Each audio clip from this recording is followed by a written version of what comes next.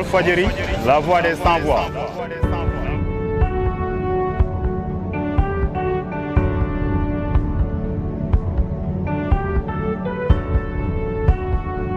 fexe leen ba dëgg rek nekk seen doole fexe leen ba bu leen yab seen askan xam leen ne benn patron rek la ñu am mooy le peuple sénégalais kon nag bu ngeen bañee seen askan yëpp leen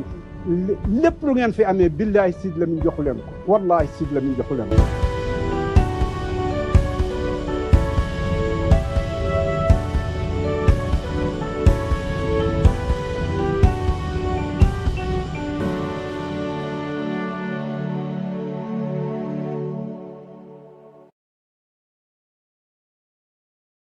yéen ñi safoo leeru jamono Walfadjri ñu am mbégte feggoog yéen ni ñu koy defee saa su ko waxtu bi laajee dernier jour de campagne di ce vendredi 15 novembre ñu am mbégte dalal suñu plateau tête de liste nationale bu PASTEF di président Ousmane Sonko ci plateau bi également dinaa ci feggoog sama ñaari natango Moustapha Diop ak Issa Tine duñu def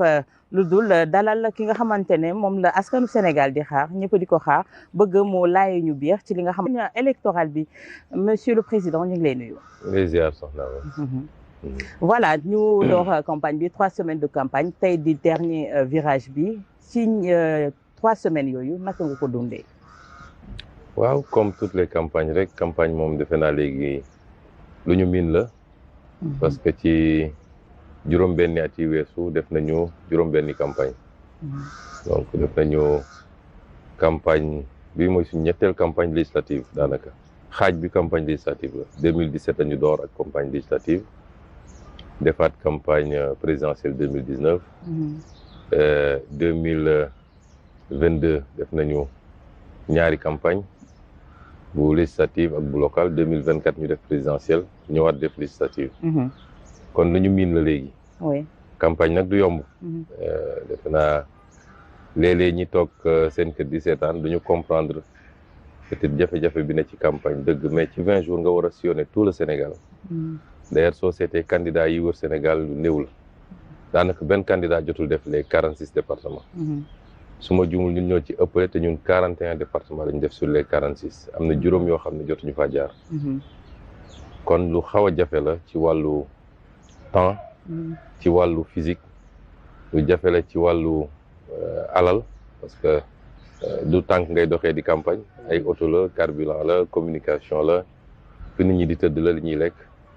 mais lu jafe la it ci nga jox campagne bi contenu parce que loolu dafa am solo campagne balaa muy am solo rek mu am contenu boo xam ne day méngoog tibu campagne bi ngeen fas yéene def. moo tax ñun depuis bi ñu dooree campagne ba léegi. presque chaque campagne dañuy fexe ba produire boo seetee 2019 laa njëkk a présenté livre solution. 2018 à 4 ou 5 mois de la campagne présenté naa livre solution ne lii mooy sama gis-gis ci Sénégal. 2022 bi ñu dégmal élection locale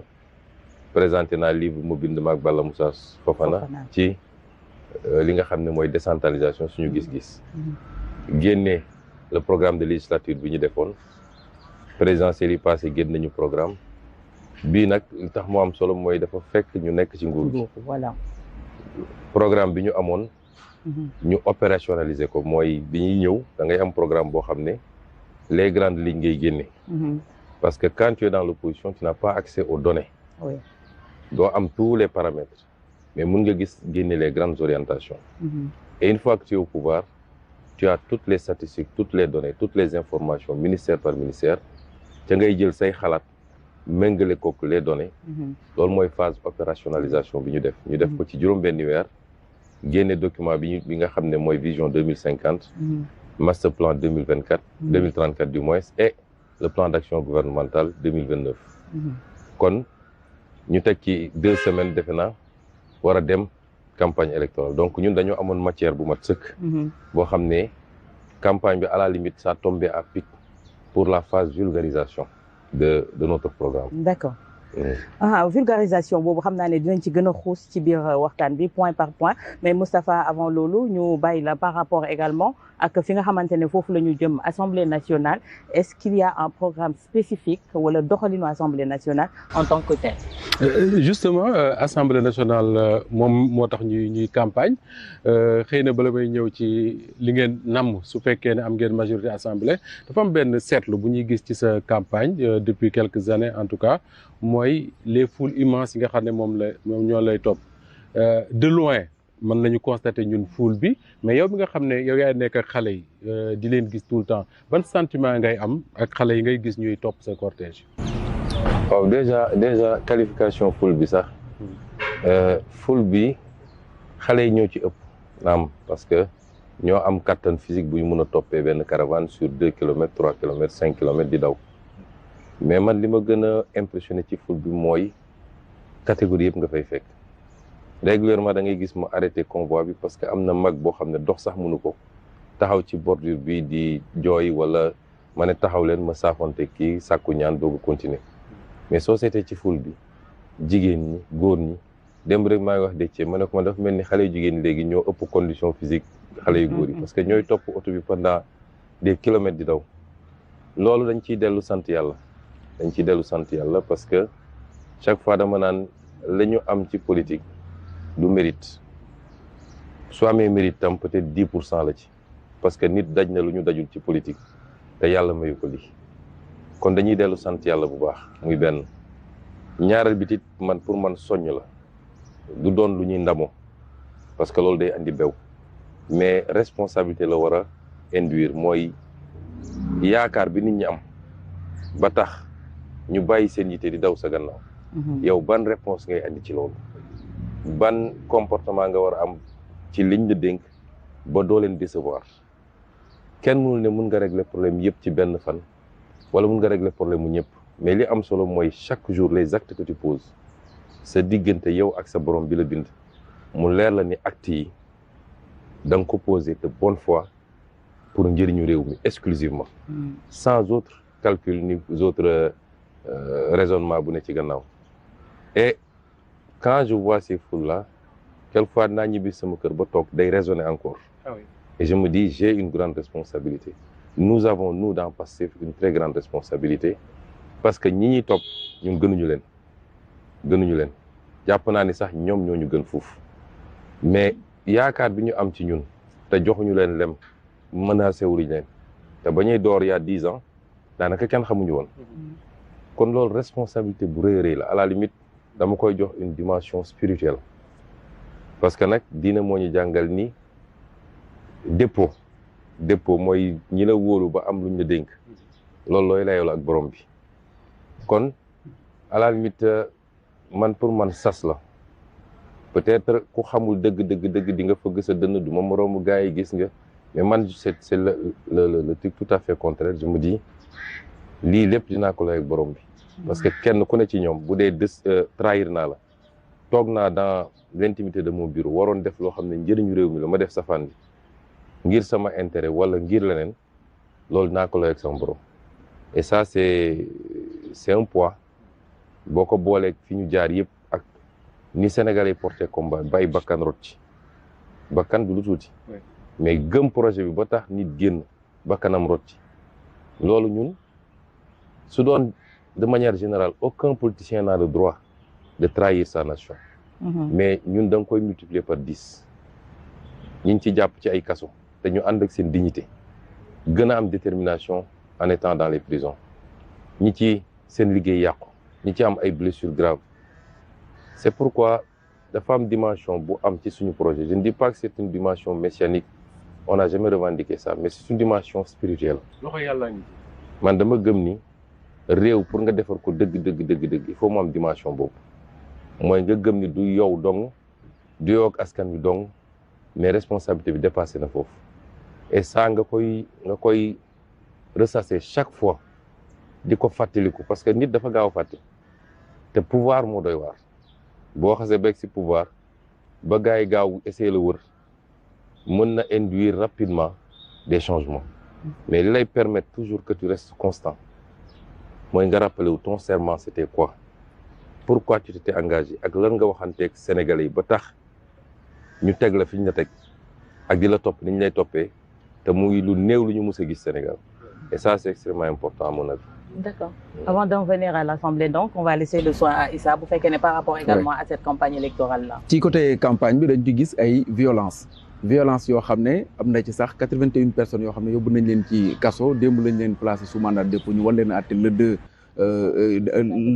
2 décembre lañ leen war a àtte par rapport ak violence bi ci gis ñu dégg la nga def ci discours déplorer ko li ci xew campagne électorale législative yi ñu nekk ginnaaw bu ñu ko déplorer aussi gis nañu ay arrestation effectivement ndax discours boobu da nga koy regretter wala da nga jàpp que ni il fallait le faire pour que ñu mettre fin à cette violence qui sévissait dans la campagne. waaw man dama jàpp ni bu ñu génnee waxu parparloo yi ku seetlu dëgg di nga xam ni Pastef n'est pas un parti de violence. Pastef n'a jamais été la cause de la violence au Sénégal. Pastef dañ koo yàgg a song mu muñ ba xam ni fii la muñ yem mu réagir parce que loolu tam dara ayewu ko diine ayewu ko loi ayewu ko le droit à la résistance est même inscrit dans notre constitution. Pastef bu doon parti violence tey kenn du ko attaqué parce que ku ñuy attaqué ñoo la ëpp doole loolu moom ñëpp tegal nañ ko seen bopp seen bët ñoo ëpp nit ñi mbooloo ñoo leen ëppale téeméer yoon ci ndaw ñi te ñun ñoo yor tey les moyens de l'État mënoon ko utiliser ñoom nañ ko daan defee et pourtant on ne l'a pas fait kon premier constat bi mooy diabolisation bi daan am démb ak barki démb ñu ne Sonko nitu fitna la Pastef parti violence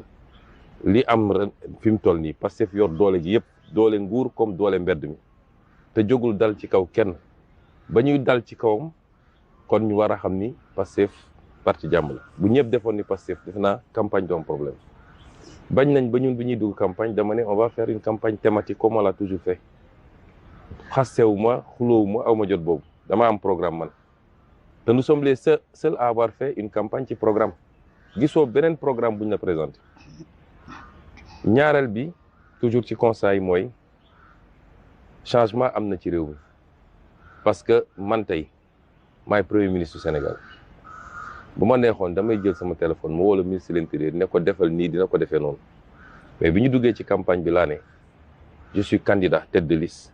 je me mets au même niveau que tous les candidats bu ma amee lu may wax dama koy wax mais en tant que candidat joxuma benn yoon ministre intérieur wala ministre de la justice joxuma leen benn yoon instruction ne leen def leen lii wala def leen lii mais en tant que candidat à chaque fois bu ñu dalee samay nit woo naa leen ne leen lii du yoon jël leen seen matuwaay te pourtant je suis le premier ministre du Sénégal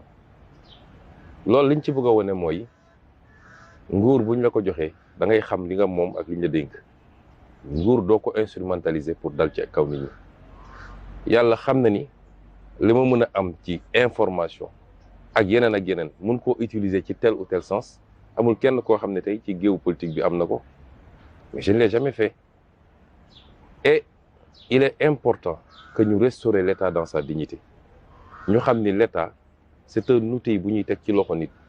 pour nga transformer le sort des Sénégalais mais pour nga traiter tous les Sénégalais de la même manière ci justice ci sécurité ci yeneen ak yeneen munoo jiital sa bopp parce que yaa yor le levier de l'État ba pare jël ñeneen ñi di leen teg yenn nattu yi moo tax ñun bi ñu commencé ba léegi j'ai gardé cette distance là et c'est pourquoi su ma waxee tam les gens ont voulu faire l'amalgame su ma bëggoon wax en tant que premier ministre du ma wax ci mbedd mi damay jël sama téléphone ma woo le ministre ma ne ko defal lii defal lële man ministre bi neew ma ko demal arrêté diw wala demal arrêté diw dama ko ne c'est la énième fois que en tant que candidat ma wax la ni y a des agressions te balaa ñuy door campagne bi en tant que candidat neewoon naa la yéeg naa ni diw mi ngi def lii mi ngi def lii mi ngi def lii mais j'aurais pu en tant que premier ministre ne ko defal lii mais dama ko bàyyi conscience am kon changement boobu tam ñun lu ñu yàgg revendiquer la lu ñu yàgg bëgg la que l'État reste au-dessus de la mêlée mais que l'État soit le garant de la stabilité et de l'équilibre mooy muy anticiper yenn yi balaa ñuy yegg ci yooyu attaque am na premier jour à Dakar Abbas Fall wax maa ko njëkk a woo ne ko waroon waxee nii mais da ngay comprendre ni il a réagi à chaud xol moo wax dem na ci hôpital gis ay xale yi des morceaux de chair ñu jam leen gaañ leen bon en tant que kilifa toujours ça fait mal les gens ne peuvent pas comprendre le sentiment boo amee sa njaboot ñu bëgg la nga bëgg leen ngeen nekk ci mbedd mi di xeex parce que ba ngeen bëgg a defar Sénégal di campagne ay nit dal seen kaw gaañ leen yow mi seen kilifa c'est très douloureux et tu te dis seeni waajur lan la ñuy wax yéen a ngi topp kiw diw mun leen sax protéger démb yéen a ngi noon opposant lu ne daj ngeen ko tey ngeen yor nguur mun leen protéger quand les gens parlent quelquefois il faut prendre ça plus comme des alertes qu'autre chose et ñu demaat agression am Koungheul mais imagine Malick Gakou lañ ko def ba tey mi ngi ci plateau tëdd këram su doon Sonko la xeer bi dal parce que sama oto la ne woon su doon Sonko la xeer bi daloon loxoom damm ban situation la ñuy ne ci réew mi vous croyez kon dinañ mën a téye xale yi mais lan moo mën a justifier loolu ci campagne boo xam ne ñëwal wax nit ñi lii mooy sama gis-gis lii mooy sama programme dimanche ku nekk solu ba set dem sànni sa xob ne man diw moo ma doy mu amaat agression à Mbacké ñu yàq moto xale yi jam xale yi gaañ leen yooyu yëpp à chaque fois bu amee man woo naa kilifa ne ko je t'appelle en tant que candidat lii du yoon ba li xew Saint-Louis et puis su yemoon Saint-Louis mais yoon bi yëpp gis ngeen li xew Kébémer rek yu demee noonu mais trop c'est trop et à un moment donné dama ne looy wax ci suuf looy wax ci nëpp-nëppal mënul sotti da nga koy wax mu leer nañ nit ñi xam ni nag lu am du sa responsabilité. mais am na benn boo sote muy attaque au siège wu taxaw aussi da nga ko war na mën a. lu ñu déplorer la. mais xam nga la justice fait son enquête man woowuma benn yoon ministre de la justice ci lii wala ci lële la seule chose que j'ai dite il faut traiter les dossiers de manière impartiale. Impartiale parce que bi problème amee Koungheul samay militants la ñu convoqué j'ai dit ah non. Pourquoi ngeen di convoquer sama militant te ñun la ñu agressé su ngeen def enquête na doon enquête bu impartiale bi problème amee Dakar on a commencé à convoquer nos militants et agression bi am la veille kenn convoqué gul kenn j'ai dit moi je comprends pas je pose des débats la justice n'a qu'à faire son travail mais de manière totalement équilibrée ba pare toujours li njëkkee jàpp naa ni loolu nga war a njëkk a leeral mais j'ai l'impression que quelquefois nit ñi dañoo nekk ba léegi dans l'ancien logiciel de ciblage de Pastef yenn saay parce que un système est très complexe comme je le dis souvent et il y a toujours des résidus du système un peu partout. Et c'est pourquoi man du ma nangu loolu nañu traiter les dossiers de manière totalement neutre et ñi def nañu jaarale enquête fi ñu ko war a jaarale ba nga xam ne dañuy am preuve bu leer ni diw def na ñi ñu jàpp Ndar dañoo am ay preuve yu leer am ñu leen filmer ñu arrêté leen gis ay gànnaay seen oto loolu du li ñuy lam-lame donc su ñu defee seen enquête ba gis ñu def li ñu war li xew siège taxaw mais que la loi s'applique man maa taxaw fii sama première sortie après élection bi fii Grand Théâtre man maa ne waa Pastef ci yéen lay commencé ku def naka sudul noonu loi day dal sa kaw ba ne yéegaloon nañ ma dossier xale sangam dama ne ministre bi defal ton travail ñu bëri reproché ma ko ne ma waroo wax lii parce que da ngay affaiblir parti bi donc ñun newuñu fi pour protéger kenn mais nous voulons que mbir bu amee bul xool symptômes yi xoolal cause bi boo bëggee faj maladie il faut nga xam cause bi boo ñu gisee nit am ay bouton nga nekk di def mercurochrome ci kaw mais soo xamul cause bouton yooyu doo faj maladie bi ñii njëkk a attaqué tout le temps ñii préparer seeni affaire di songu nit ñi c'est ça qu'il faut régler définitivement au Sénégal parce qu'il n'y a pas d'attaque il n'y a pas de riposte. D'accord. C'est la vérité. Mais votre réaction de Rufisque ñu bëri dañ jàpp ne c'est inapproprié par rapport ak sa casquette bi nga xamante ne yor na ko tey la question que les gens se posent moo di ne comment dissocier la casquette de PM et la casquette de président de Pastef. Mais j'ai répondu à ça je ne fais pas campagne en tant que PM je fais campagne en tant que candidat. mais ñoom nee nañu mënuñu ko dissocier su ma doon def campagne en tant que PM auto yi ñoo ma jox yëpp muy auto administration auto primature yi dama leen di jël dugal leen ci campagne bi xaalisu primature dama koy jël dugal ci campagne bi parce que boobu je serai en mission mais man defuma campagne en tant que sénégalais yi ñi war a xam nañu am na nag ñoo xam ne les soi-disant neutres ou bien pensants de ce pays là xam nga man dama di koo xam ne je ne subis jamais man du ma tooñ mais gisuma lu fees sama bët Sénégal dafa am ñoo xam ne jàpp nañ ni ñoom ñooy les donneurs de leçons ñii ci société civile ñii ci fii ñoom ñii ci presse bi ñoom daal ñoo am sañ-sañu attaquer critiquer ku leen neex te boo leen tuddee rek ñu jëfuur mais li ñuy wax ñoom xam nañ ne amut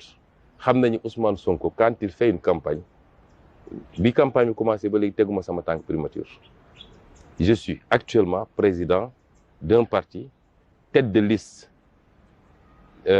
nationale suñu attaqué samay militants attaqué wuñu primature et donc c'est Ousmane Sonko président de parti qui parle et ma réaction elle est tout à fait justifiée appropriée te jur na résultat boobu ba léegi déggatoo xeex man du ma changer mukk sama théorie c'est très simple du ma saaga du ma dóor du ma tooñ waaye kenn du toog sama digg bopp loolu moom dafay leer parce que vraiment Sénégal am na ñoo xam boo leen toppee fii lañ lay saam léegi séddale sax kenn du yëg man du ma dóor du ma saaga du ma tooñ buñ ma tooñee dinaa ne attention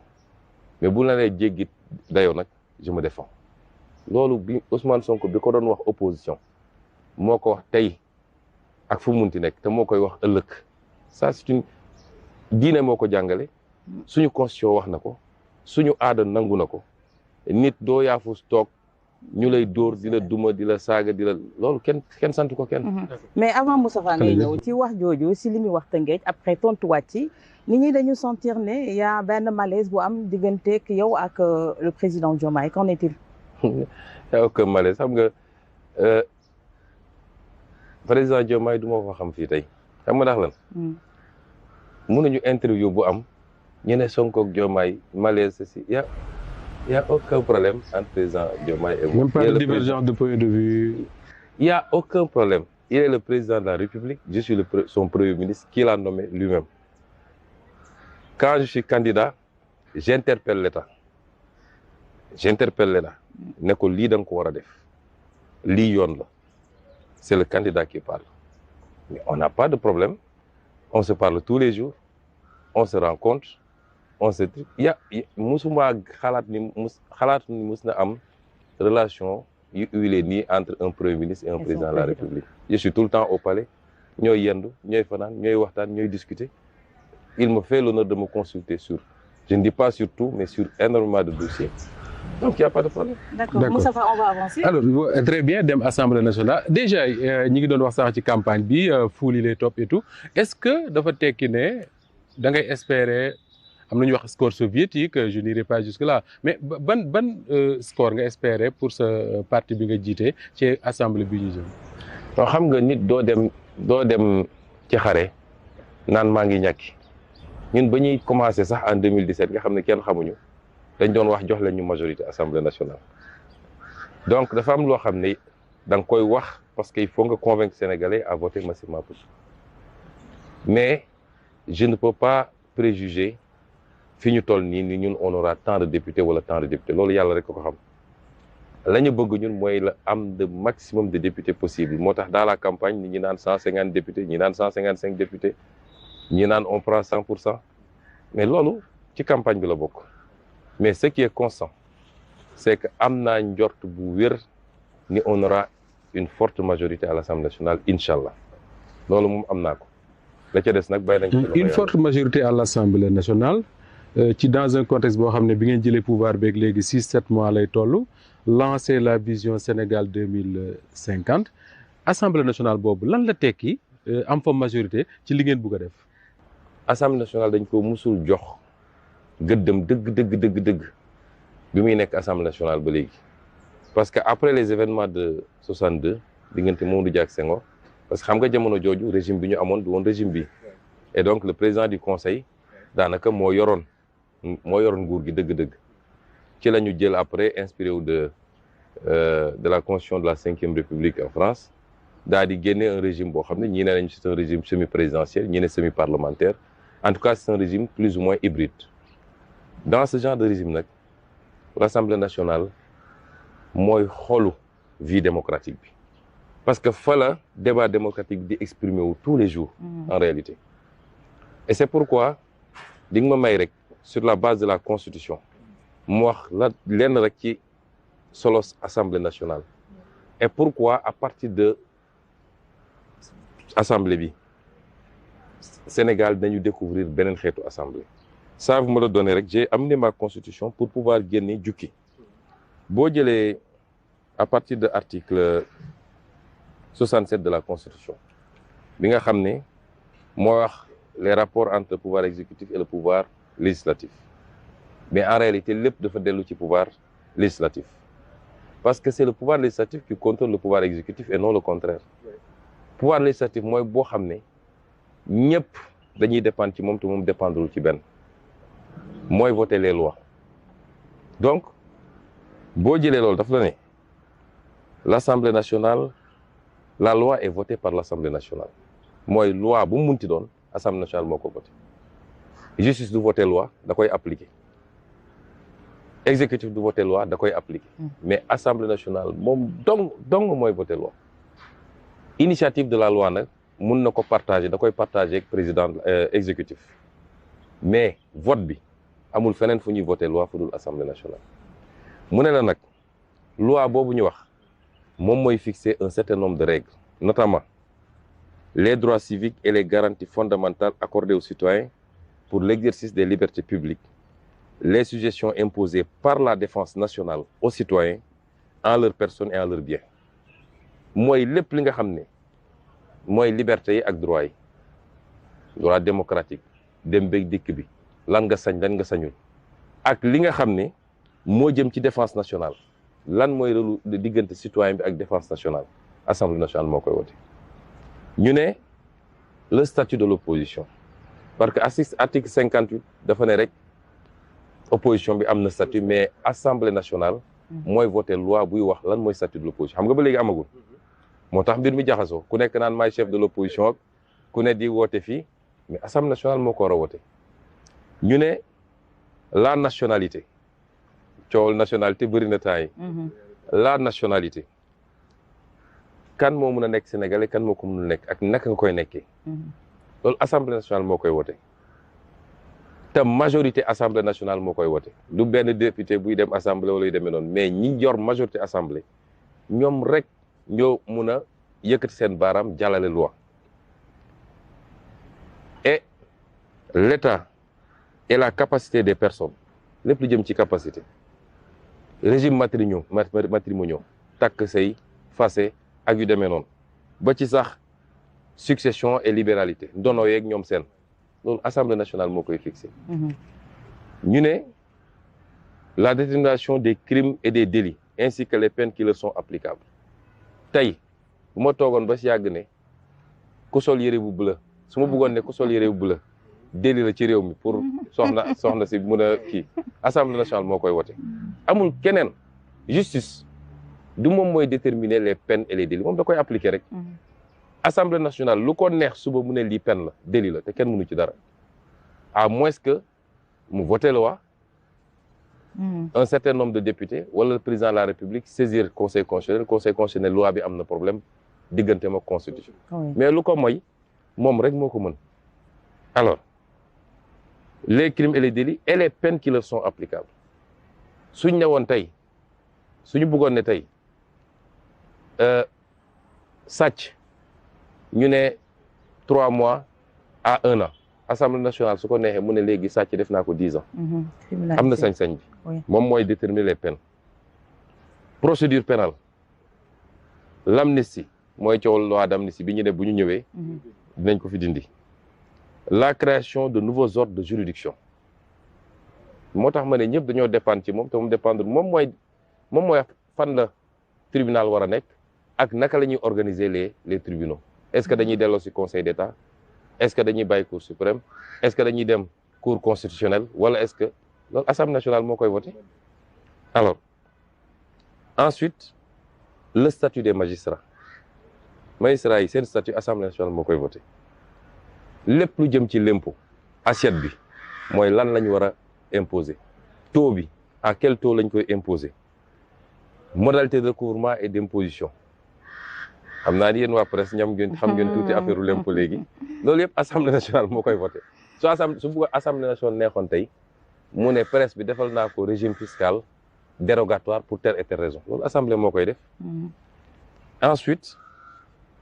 le régime d'émission de la monnaie xam nga monnaie ñun dafa yàgg nekk suñu discours. ma wax ni Sénégal dafa am problème mu monnaie donte dañ koo bokk ci espace mais foofu traité la ñu signé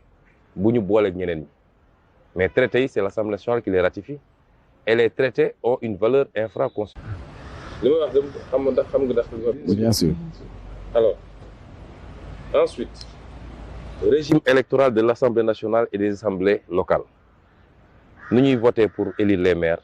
nu ñuy voter pour élire l'Assemblée nationale le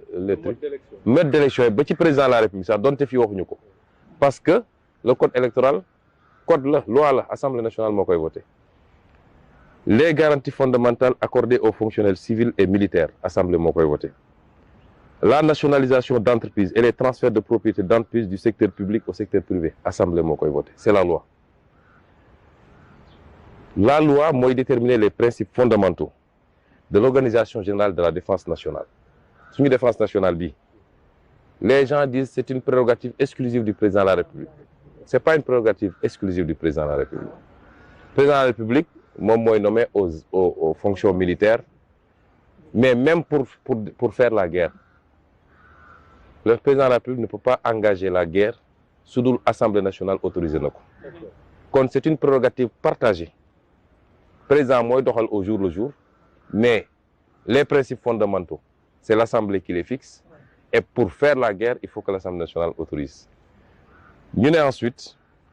la libre administration des collectivités locales mooy li mu wax léegi code des collectivités locales Assemblée nationale est-ce que collectivités locales yi ñu am ni dañ koy bàyyi mu continuer nekk nii est-ce que dañ koy réorganiser la viabilité financière des collectivités locales là où le Mali est à 12% de transfert le Maroc est à 20% de transfert le Sénégal n'est pas encore à 5% de transfert loolu ci capacité Assemblée nationale la l'enseignement Assemblée nationale mooy voter les lois le régime de la propriété des droits réels et des obligations civiles et commerciales du droit du travail du droit syndical et de la sécurité sociale Assemblée nationale moo koy voter régime de rémunération des agents de l'État nga xam ne tey posé na problème wax naa depuis 2000 la ñu commencé déstructurer le système de rémunération ba tey kenn xamatul lu mu doon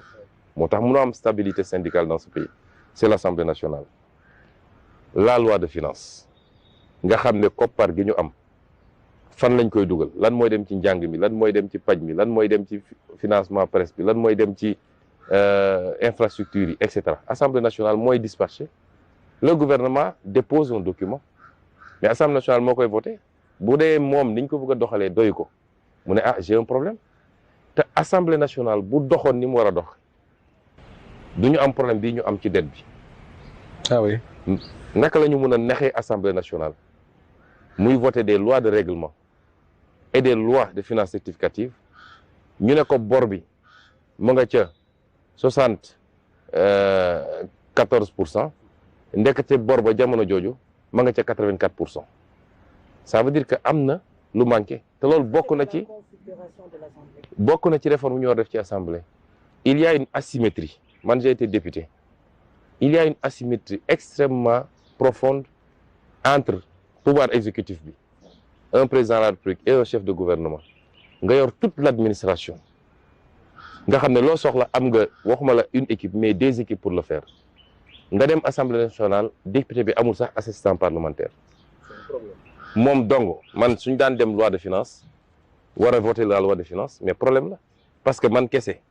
on te donne les documents à une semaine du début des travaux nga war a xool lu ñu wax ci mbay mi xool budget càmm gi xool budget santé bi xool budget éducation yow kese yaa koy def amoo assistant parlementaire amoo équipe buy liggéey ak yow mais loolu dafa créer asymétrie. Ce qui fait que l'Assemblée n'a pas les outils boo demoon tey Assemblée nationale France waxuma la sax assistant parlementaire yi député bi am fi mu nekk mais circonscription bu mu dëkk député Matam day am foofu bureau am ay assistants yu koy liggéeyal ci problème mu Matam di ko dajaleel mais fi loolu amu fi asymétrie boobu am nag moo tax le pouvoir exécutif mun na tronquer beaucoup de choses te Assemblée nationale du gis parce que amul les outils. C'est comme les traités internationaux. Le président de la République bu signer un traité moo xam un traité bilatéral ou un traité multilatéral il faut mu yóbbu ko Assemblée nationale ñu autoriser ko mais est-ce que xam nga ni accord de pêche yi ñu arrêté musul dem Assemblée nationale pourtant dafa waroon jaar Assemblée nationale donc loolu bokk na ci yi ñu war a corriger Assemblée nationale mais c'est pour vous dire rek l'importance pour man cër bi gën a am solo ci am réew boo demee États-Unis le congrès doole bi mu am moo tax président États-Unis sa hantise mooy ñu fal la te amoo majorité congrès soo ñëwee toog amoo majorité congrès li ngay njëkk a préparer mooy les élections de mi-mandat renouvellement congrès pour nga mën a jàllale say budget mën a jàllale say loi yu ak yu mel noonu soo amul majorité assemblée mais c'est difficile nga liggéey parce que lii loo ci yóbbu mën nañ ko téye ñoom mën nañ ko rejeter mën nañ ko bloquer donc faaw nga am majorité te ma leeral foofu benn affaire ñoom dañ naan ñun bi ñu nekk opposition ñoo ne woon soxlawuñu président soxlawul majorité pour gouverner. mosuñu wax loolu man li ma wax dafa leer dama ne président Macky Sall jox ngeen ko réew mi jox ko majorité mu def un premier mandat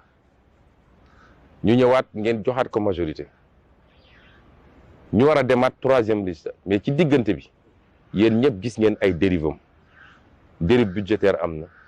dérive sur les libertés am na dérive politique am na dérive financière am na est-ce que kooku da ngeen ko war a bàyyi mu am majorité assemblée nationale jox la ñu majorité assemblée nationale pour ñu mun ko contrôler parce que loolu dinaa ci ñëw loolu ci fonction assemblée la bokk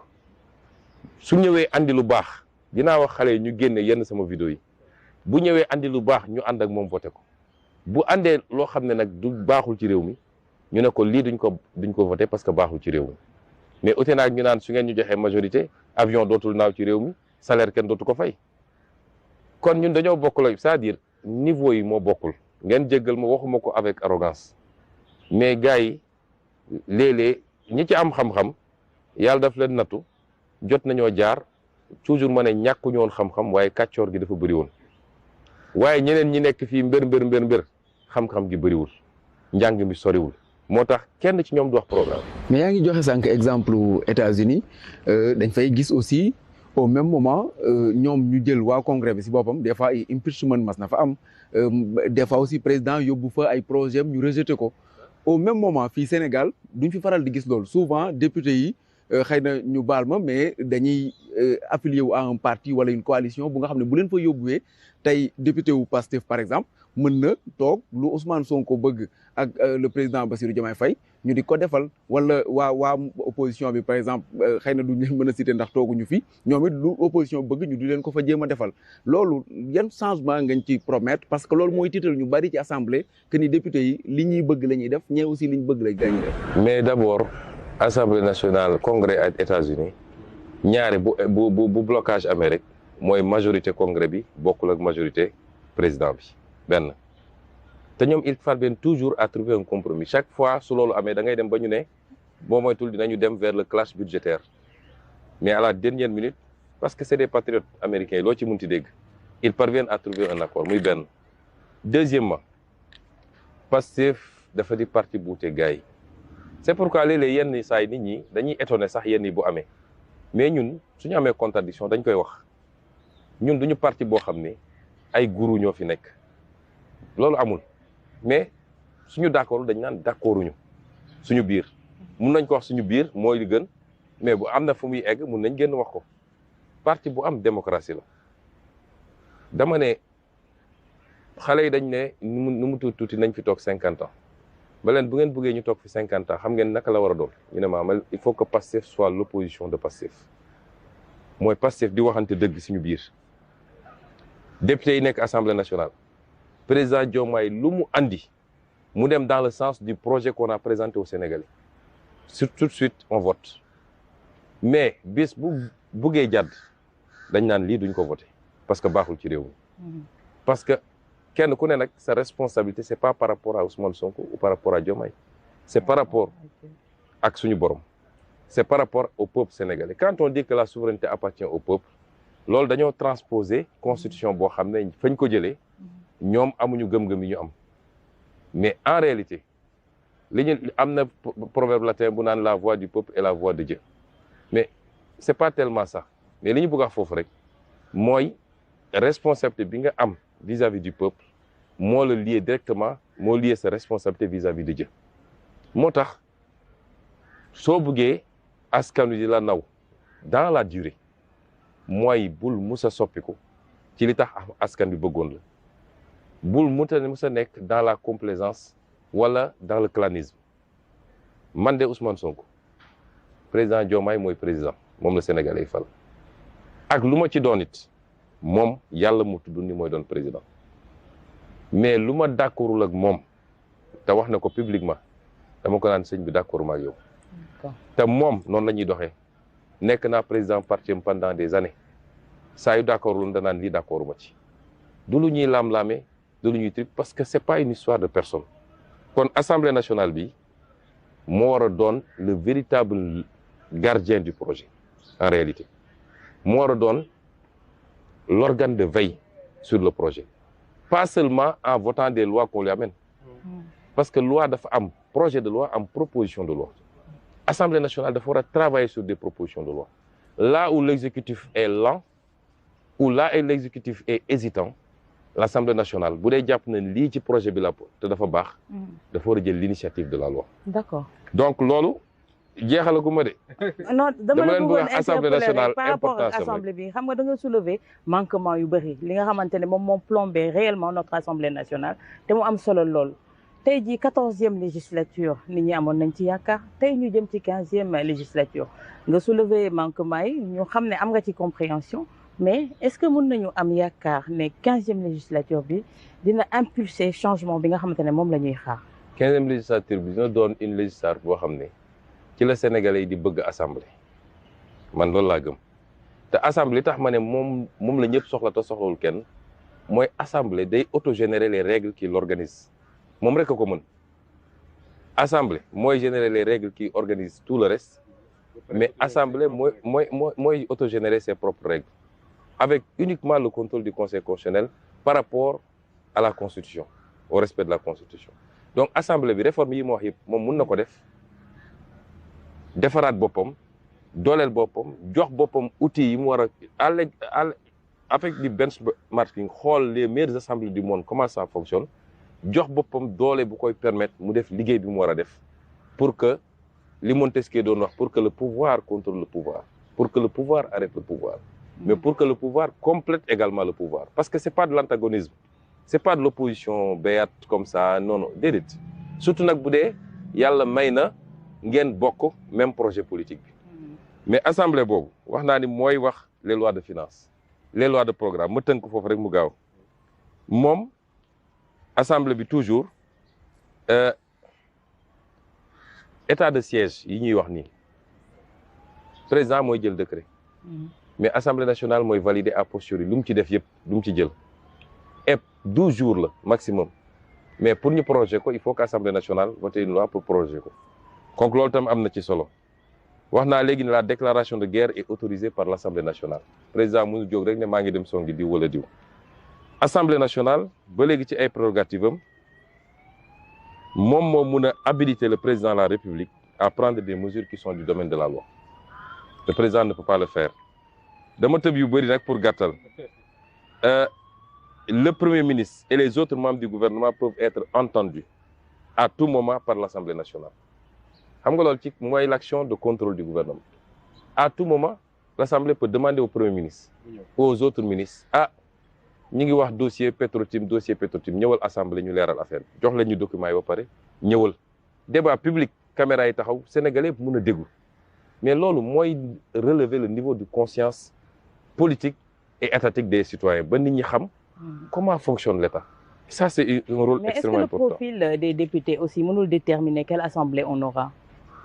moo tax ñun gis nga suñu profil député mais bàyyi ma daane rek après ñu ñëw ci loolu le président de la République les députés et le premier ministre ont le droit d'amendement président de la République bu andee projet de loi assemblée nationale am na droit amender ko muy beneen prérogative bu am solo du doon rek tàccu voter tout ce que le président amène. Ensuite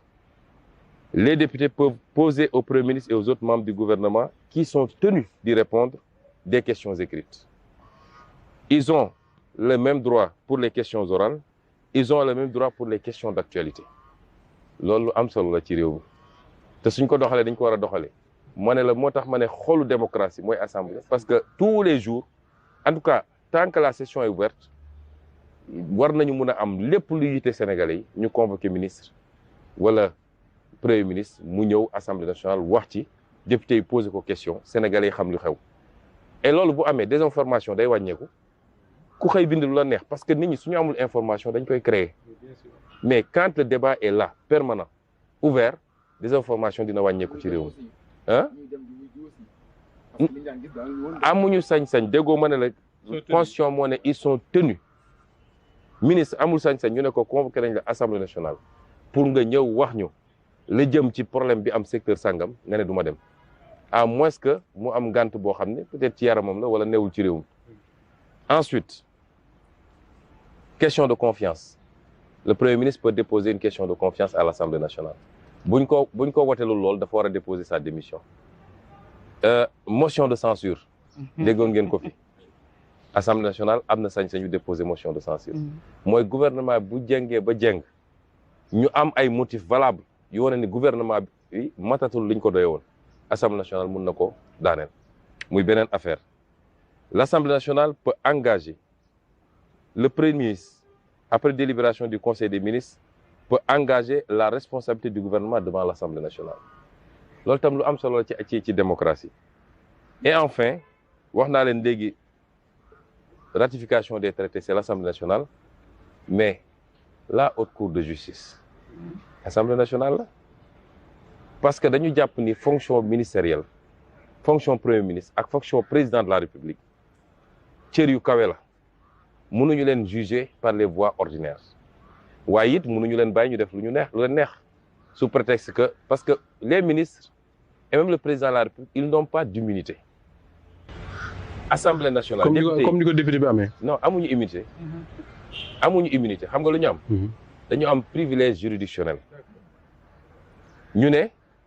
diw rek moo leen mën a atte mooy haute cour de justice nga xam ne ay député ñoo koy composé mais benn magistrat moo koy présider mais composition bi ay député la mais amuñu immunité ministre bu def ñaawteef bu ne fang du jaar benn procédure de levée de l'immunité d'un ministre doo ko dégg fenn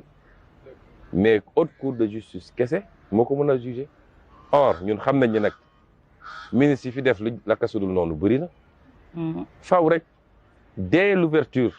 bu ñu installé Assemblée nationale ci installation boobu faw rek ñu taxawal haute cour de justice. ah oui dès l'installation. loolu la ñu def seen kii de campagne yaakaar naa. non suñu kii de campagne kay. bokk na ci loolu lu tuuti la ci haute cour de justice bi nga xamante ne ñun vision 2050 moo nekk suñu campagne bi. soo seetee pôle yi ma dem yëpp j'ai exposé sur la vision 2050 lii lu ndaw la lii moom lu ordinaire la waroon doon sax cim réew. mais haute cour de justice bi li ma ci bëggoon wax mooy. Le président de la République n'est responsable que bon à la disposition bu wax haute cour il est institué une haute cour de justice la haute cour de justice est composée de membres élus de l'Assemblée nationale après chaque renouvellement boo ko deful bi ñuy installé tu es obligé nga xaar ba prochain renouvellement du bureau elle est présidée par un magistrat et on dit maintenant que muy président de la République muy les ministres ils ne sont responsables que devant la haute cour de justice mais c'est une loi organique qui va déterminer naka la haute cour de justice di fonctionner mais lii soxna si c'était pas notre thème de campagne ah. ça en fait partie. man li ma intéressé woon. sama politique yëpp li ma ci gën a amal solo mooy koom-koom parce que loolu la Sénégalais yi soxla loolu mooy créer emploi loolu moo fiy jeexal ndóol bi loolu mooy permettre nit ñi lekk faju loolu mooy tax immigration bi jeex moo tax li ëpp ci sama campagne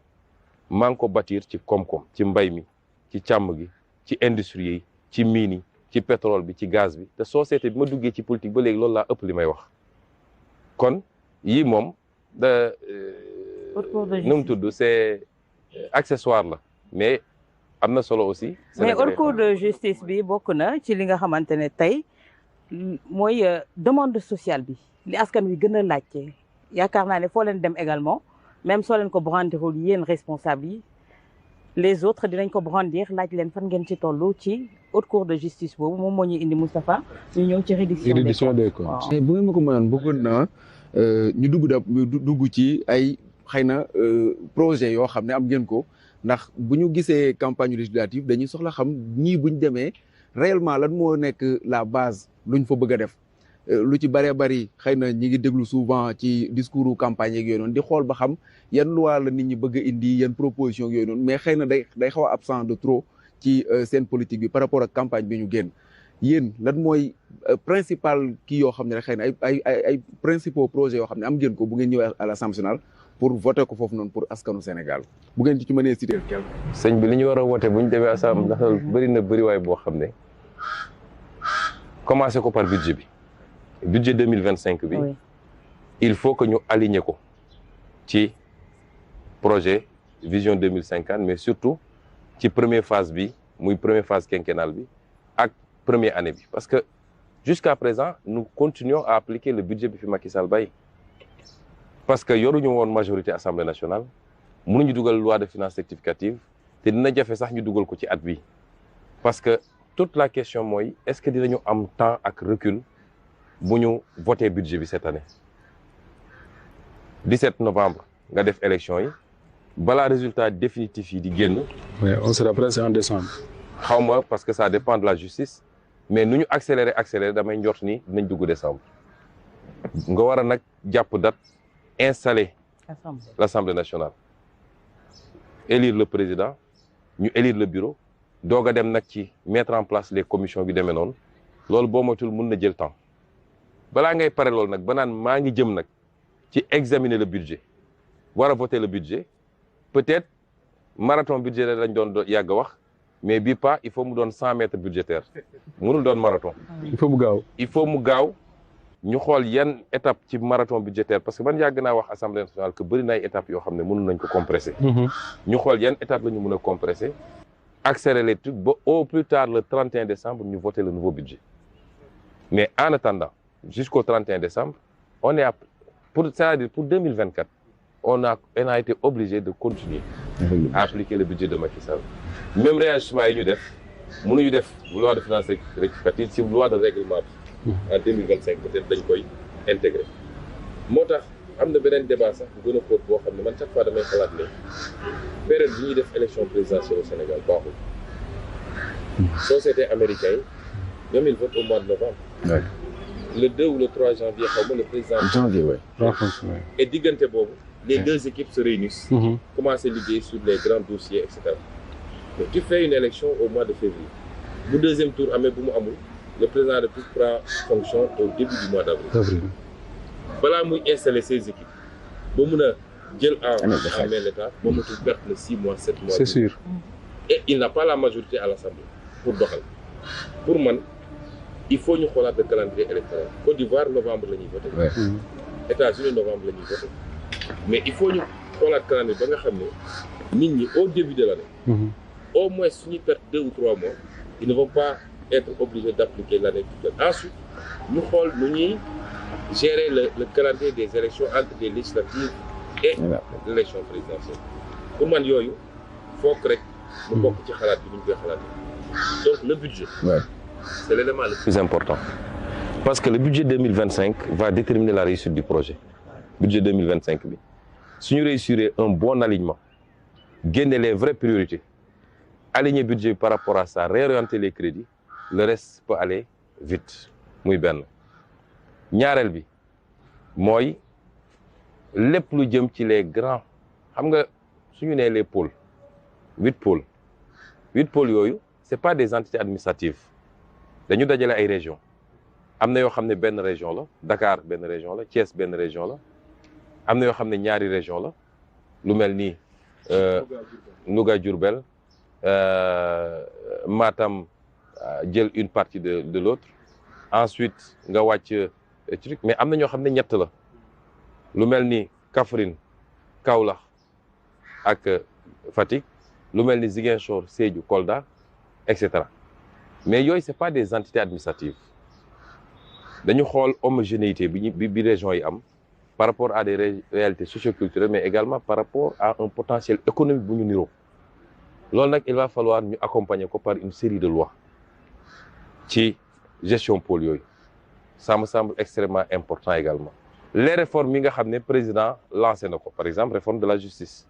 def na assises yi am na yeneen assises yuy ñëw il faut ñu accompagner ko.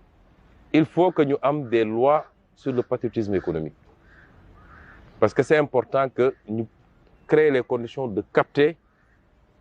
nu mu tuuti li ëpp ci suñu économie des ci réew mi. C'est pas le cas actuellement. C'est pourquoi quand tu fais un taux de croissance de 7%,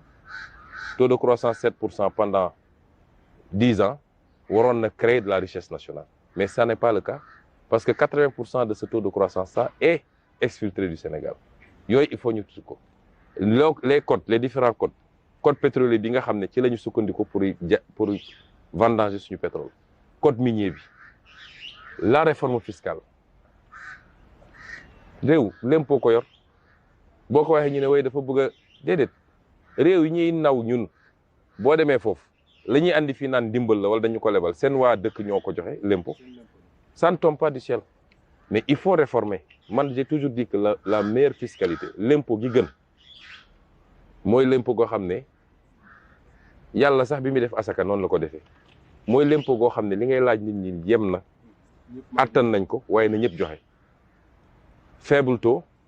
assiette extrêmement large loolu mooy l'impôt gi gën asaka dañu ne 2,5% la 25 pour 1000 mais suñu ne woon 25% peut-être ñu dina néew kuy joxe asaka te réew naatoon na naat ba ñuy wër ku ñuy jox asaka parce que ñëpp a joxe seen asaka kon il faut ñu réformer l'impôt gi il faut ñu réformer foncier bi nga xam ne bokk na ci problème mu Sénégal muy foncier rural muy foncier urbain bi code boobu code du domaine des différents domaines de l'État code de l'urbanisme yooyu yëpp y a énormément de réformes yoo xam ne lu urgent la ci réew mi réforme bi nga xam ne dañ ko war a def pour que secteur de le milieu des affaires et surtout en privilégiant le secteur privé national ñun loolu lañ ko yàgg joytu réew secteur privé mooy téye koom-koom bi soo ñëwee suñu état l'état du Sénégal produit 70% des emplois et peut-être le secteur privé seulement 30%. loolu baaxul ci réew l'état n'a pas cette capacité-là moo tax on a une masse salariale boo xam ne bokk na sax ci lu ñu waxagul ba léegi parce que wax nañ leen ci dette bi bor bi ñu nëbboon wax nañ leen ci déficit bi ñu nëbboon mais masse salariale bi ñu nëbb am na. bu ñu nëbb am na parce que ñemewuñ ko woon fësal parce que bailleurs yi ñuy jëflanteel dañ leen naan lii ëpp na mais ku ñëw yenu ay militants yenu ay mbokk parce que ñëpp ñu wax ci état bi da ngay ñëw service boo xam ne 100 personnes la soxla ñu yóbbu fa 300 personnes ñu ci bëri Sénégal am na ñuy fayeeku te musuñoo xëy musuñoo gont am na fii ci Sénégal masse salariale bi dépassé na 60% ci réew moo xam ne mais lan moo des pour nga mën a investir kon problématique yooyu dafa laaj ay réformes c'est-à-dire tout est à réformer. Absolument. Que ça passe par l'Assemblée ku nationale. nekk capitaine u bateau bi Ousmane Sonko wala C'est-à-dire Assemblée nationale. man je suis Premier ministre du Sénégal sur la base de la confiance du président Diomaye. Mais vous êtes tête de liste également pour aller Est-ce que yaay dem à l'Assemblée. à l'Assemblée mais nationale. tête de liste bi xam nga est-ce que Sénégal mus naa am tête de liste bu siège. ci ñu yor nguur gi tête de liste bu pare dem siège ci Assemblée nationale. Mais avec vous, tout est nouveau. Donc, on se demande. Attendons de voir ce que l'histoire. À vous entendre parler, tu as dit la présidence de l'Assemblée nationale, Ousmane Sonko n'y est pas. Présidence Assemblée nationale tollaguñ ci, c'est les députés qui voteront. Moi, je suis Premier ministre du Sénégal et je gère pour le moment cette fonction en dehors de cette petite parenthèse de l'élection législative. Mais buñ ci tollee loolu beneen débat la. D'accord avant ñu tijji loolu ñu ngi doon wax ci reddition des comptes haute cour de justice bi nga xam ne wax nga ne dès que assemblée bi installé wu dinañ ko teg mais beaucoup de Sénégalais s'interrogent quand même lan moo tax bi ngeen toogee ba léegi mu mel ne da ngeen a yeexal trop seen loxo ci mbirum reddition des comptes am na sax ñu ne am na ñuy tudd ci ay luubal te génn nañ réew mi ba dem fan ngeen nekkoon moment boobu. mais xam nga Sénégal réewu droit la quand même munoo ñëw rek. ne kenn dootul génn réew mi te tegagoo benn procédure boo xam ne ça concerne Moustapha Diop ça ne marche pas comme ça te munoo yegg si rek ne am naa ay dossier tout frais yu may joxe dossier dañ koy préparer dossier dañ koy liggéey lii ci ay rapport d'audit la on a lancé plus de 70 audits su ma juumul Cour des comptes IGE ñëpp a ngi ci liggéey bi lii ci loo fi fekkoon la ci ay rapport nga transmettre ko ki nga ko war a transmettre li andi woon retard bi tuuti mooy le pôle financier bi nga xam ne lépp lu jëm ci luubal en principe compétence am la il fallait ñu mettre ko en place d'abord et ça il fallait passer par le choix des magistrats convoquer un conseil supérieur de la magistrature les mettre dans des conditions de travail leur trouver des locaux et cetera et cetera ça mënoo ne fal nañu président Diomaye prêter le serment le 2 le 3 taxawal nañ loolu yëpp loolu mënul ne et nous on travaille méthodiquement parce que mënuñu am une présomption de culpabilité le droit ne fonctionne pas comme ça tout le monde est présumé innocent ba keroog ñu naan jàpp nañ leen ci lii wala ci lële ah jégal leen ma nag il faut ma laal ci xam nga ndax da ngeen di dagg parti boobu mais c'est naturel. il faut ma laal ci parti bi. yaa ngi doon wax ne mënuñu yam a nekk ci présomption de culpabilité. pour ñu liggéey il faut que ñu am ay dossiers yoo xam ne dossier béton la ba nga xam ne ku ñu woo rek xam nañ ni kii moom du lu ñuy werante parce que ñoom liñ daan def di complot Sonko di ko créer ay dossiers yu demee noonu ñun on doit pas faire la même chose yoon dafa am nu muy doxee mooy le principe c'est le principe accusatoire loolu la ñu jàng depuis première année droit yow yaay accusé mais yow mi accusé yaay andi preuve bi. Et non ce qui se passe avec la CREI par exemple. Moi j'ai toujours dénoncé la CREI. Depuis 2013 gis ngeen sama position ci CREI mënuma d'accord ñu ne Moustapha sol na daal yu rafet nañ ko jàpp dem denc ko ba noppi dem nag def ay commission rogatoire di wër ci àdduna bi lan la Moustapha am loolu diine tere na ko principe bu droit bi ñu jàngoon ñun mënu ko nangu moo tax il faut travailler d'abord à mettre en place des preuves irréfutables te yàlla xam ne ni nag ah li ñu dajale xaw naa takku de waaw xaw naa takku. am na ñu bari ñu ne da ngeen di kii parquet financier commencé na. waaw parquet financier commencé na am na loo xam ne nag parquet financier mënu ko mooy ministre parquet financier du ko haute cour de justice moo ko yow. pourtant le dossier Prodac am na ñun ci téye par exemple te tuddoon nañ ci ay ministre à l'époque. non ñun ci téye du ñu ministre haute cour de justice moo ko mën a téye. haute cour de justice ñoom mënoo woon mu sekki waane ba ñu taxawal la haute cour de justice parce que ñoom ñoo amoon majorité assemblée. bu ñu naan yéex na ñaar yi d'abord liggéey ci dossier yi dajale yàlla xam na ni li génnee ci CENTIF génne ko OFNAC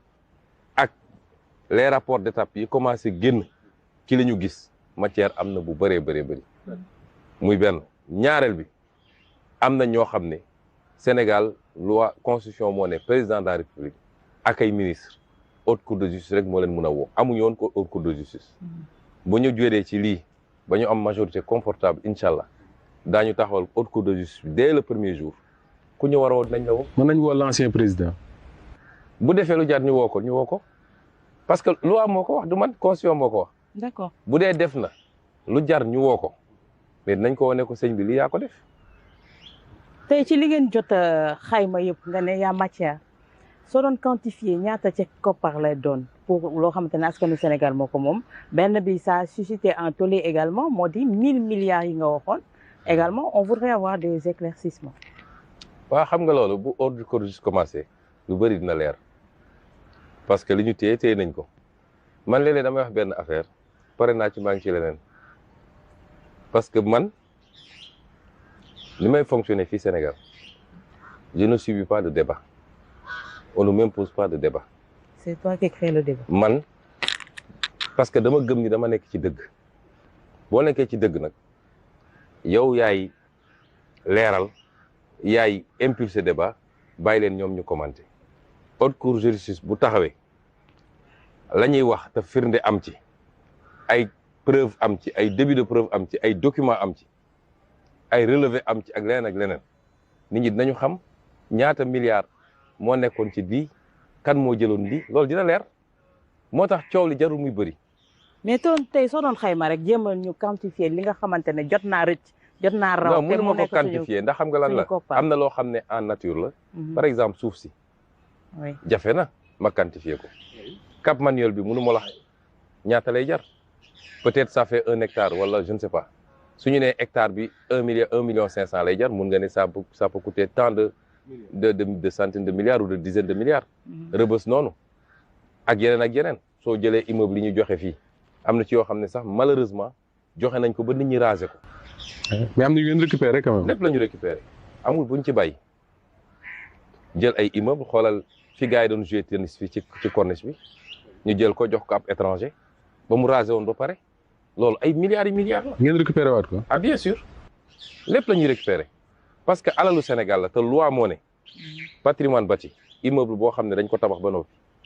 kenn mënu koo joxe lu dul jaar na assemblée nationale moo ko war a autoriser. encore l'assemblée. assemblée moo ko war a autoriser. mais nit jóg toog ci bureau ñi ko def domaine ak ñi leen ko digal ñoom ñëpp dinañ ko layoo parce que li ñu def c'est grave moo tax am na ci loo xam ne en nature la am na ci loo xam ne loo mënut a wax la mais di nga ne ki signé lii te waru ko woon signé am nga njort ni am na lu ne ci suuf ndax signé wu ko parce que rek dafa bëgg a sànq Sénégal. donc mais le principe d'avoir signé ça c'est une faute grave kooku nañ ko woo mu layoo ko. mais su ma bëggoon xayma dina jafe am na loo xam ne rek mën nañ ko xayma. moo tax non suñ ne par exemple ba léegi jafe na xayma ba léegi mais suñ ne surfacturation am na. xale bi nekk Azer li muy def actuellement boo demee ba lu ñu facturé woon nga économiser 2700 points de vente point de d'éclairage. 2700 ci ay villages xam nga loolu bëri na loolu ñaata la war a doon ci ay milliards foo war a andi courant bi te lépp ñu dugaloon ko ci mbir mi mu waroon dugg ci ay poches. xam nga loolu soo ko évaluer mën nga xam après ñaata la. mais am na ñu ne nag warul leen a woon a renégocier waat ak koo xam ne dañ ko dafa nekk à l'origine de surfacturation. déedéet surfacturation yi ma nga jóge fële c'est-à-dire. ci Sénégalais yi tey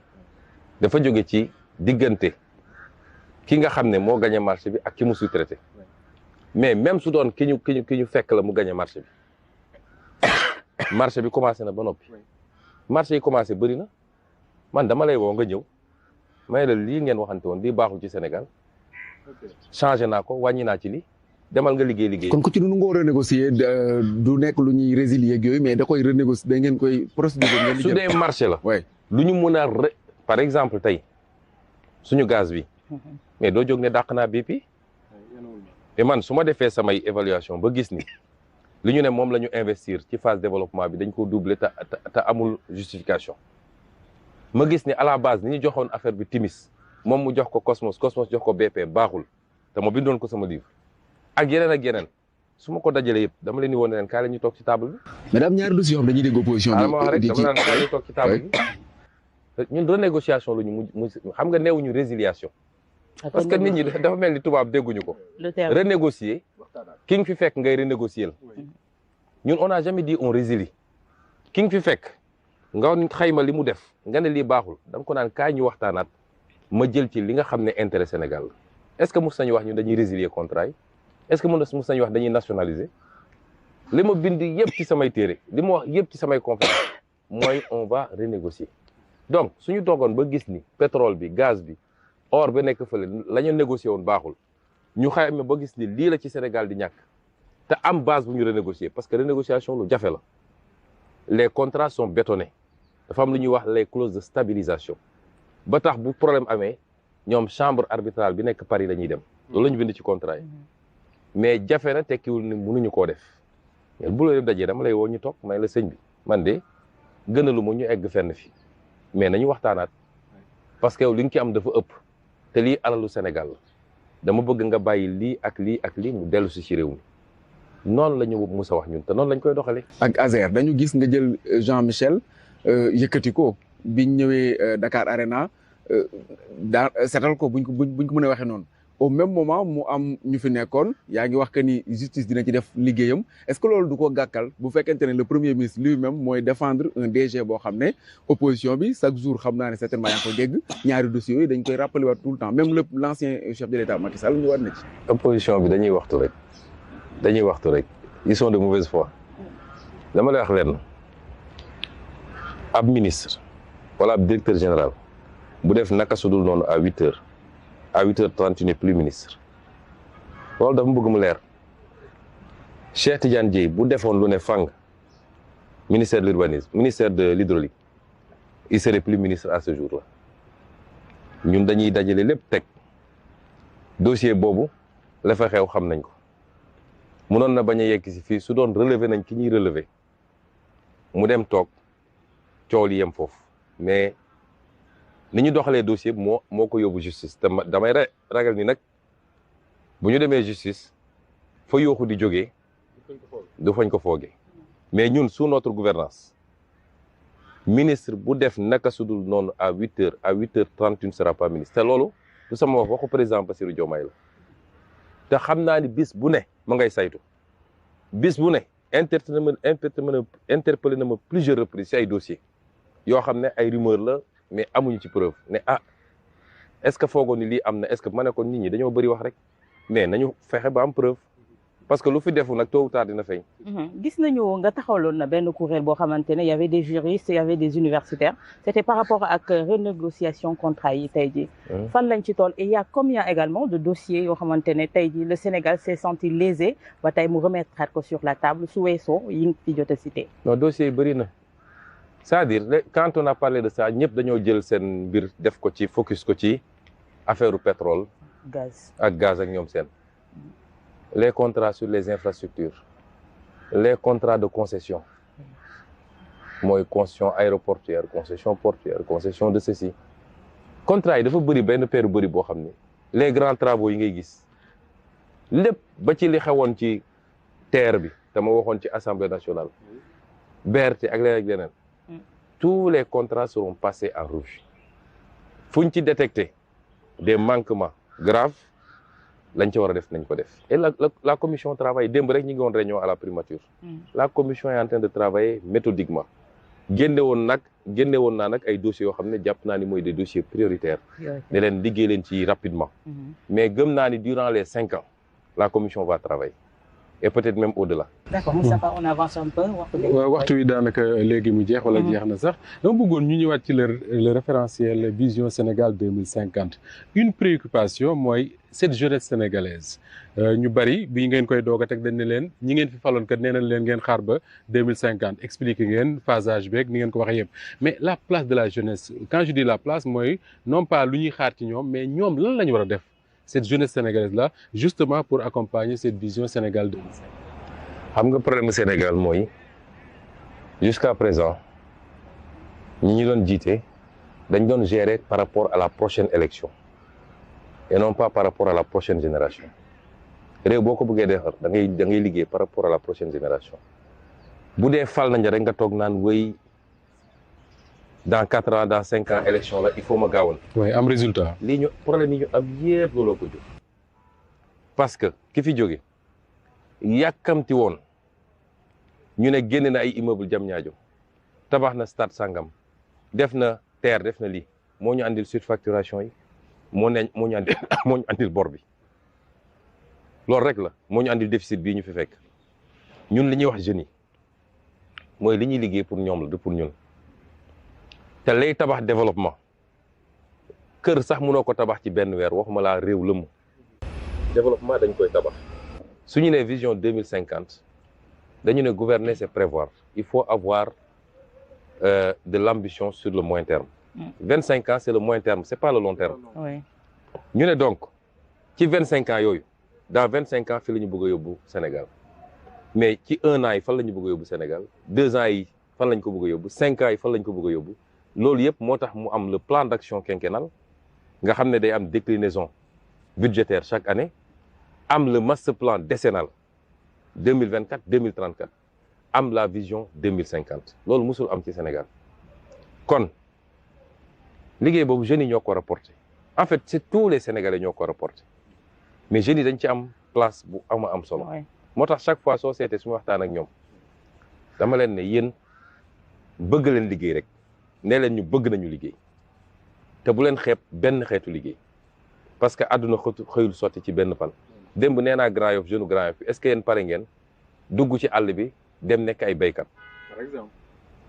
loolu benn la est-ce que pare ngeen tey dem investiru on a su ñuy wax renégociation mënul ne renégociation te ñu def ko ci ay contrat saoudiens yi bi ñu ñëwee Aquapower dañu ne arrangé wuñu ñu ne saoudiens yi mer nañu ba du ñu recevoir du ñu lii président Bassirou Diomaye barki démb la jógee Arabie Saoudite mais saoudiens yi dañu ñëwaat ni léegi ils font une nouvelle offre qui prennent compte beaucoup mieux de nos intérêts nguur noonu lay doxee bañuñu kenn mais suñu intérêt réew d'abord géej gi nga xam ne thon bi accord de pêche yi ak l'Union européenne c'était le thon mais ñu ne Sénégalais du ñu napp thon dinañ ko commencé napp bu soobee yàlla. Union européenne dem na yoonam nee na moom mënatul. oui parce que moom demul ñun ñoo ko ne lii mu nii mu demee arrangé wuñu 10 milliards nga ko ciy am. 10 milliards. 10 milliards sur 5 ans kilo thon bi 170 francs lañ ko doon jaayee Union européenne boo demee ci internet ba may def sama question écrite à l'Assemblée nationale parce que marché bi day changé jamono jooju kilo thon brut bi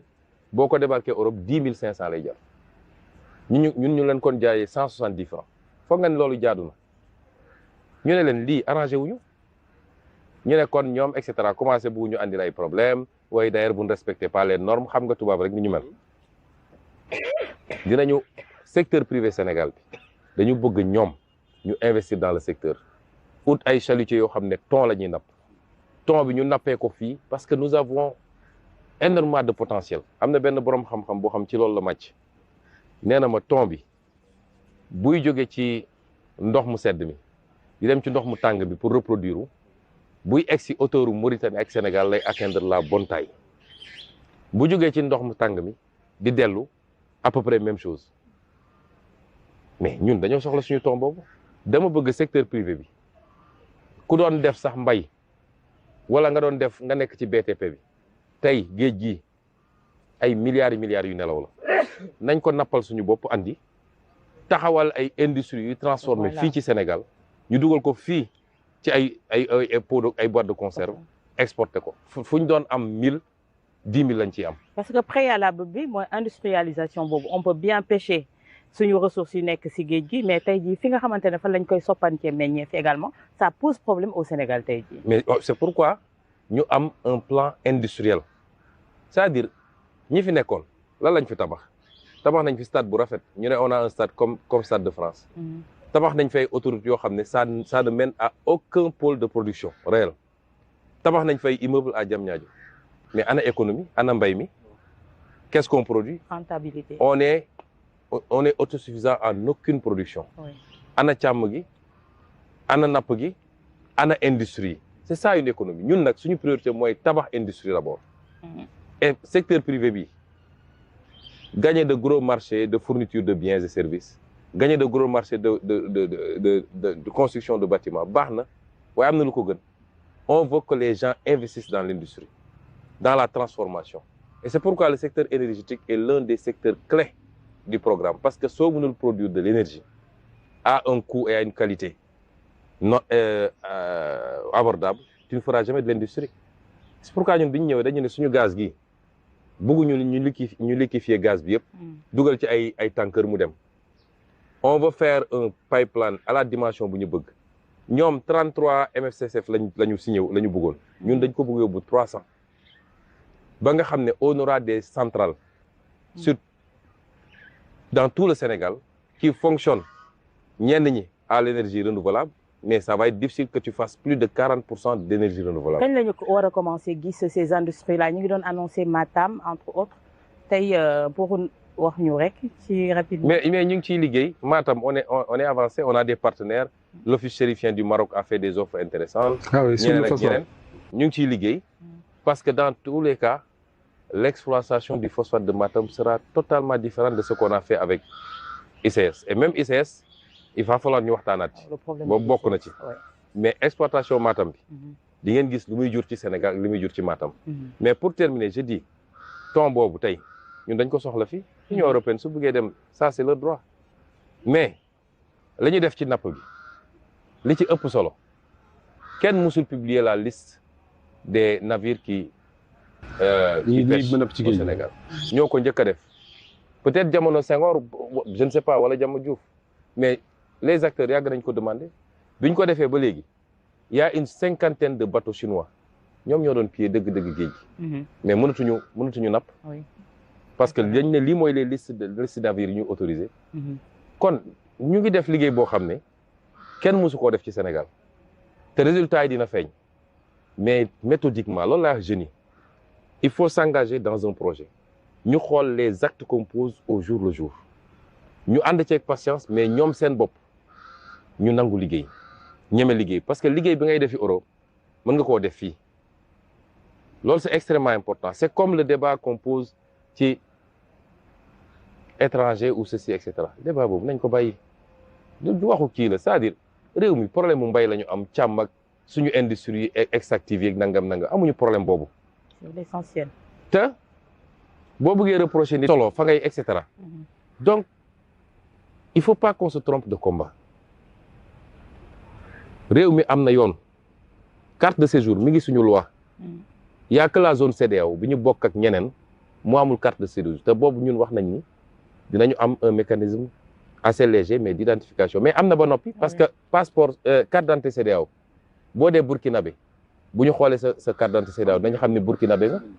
c'est-à-dire débat yi ñuy am wax ni yëpp amul carte d'identité yi CEDEAO moo am libre circulation des biens